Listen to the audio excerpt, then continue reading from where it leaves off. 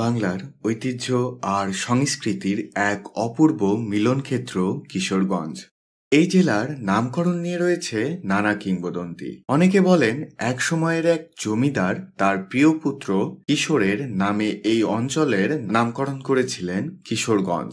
কারো মতে এখানে একসময় কিশোর কুণ্ডলিনী নামক এক সাধকের আশ্রম ছিল, যার নাম থেকে এসেছে কিশোরগঞ্জ। কেবল নামেই নয়, কিশোরগঞ্জ সমৃদ্ধ তার ঐতিহ্যবাহী স্থাপনা আর আধ্যাত্মিকতার জন্য।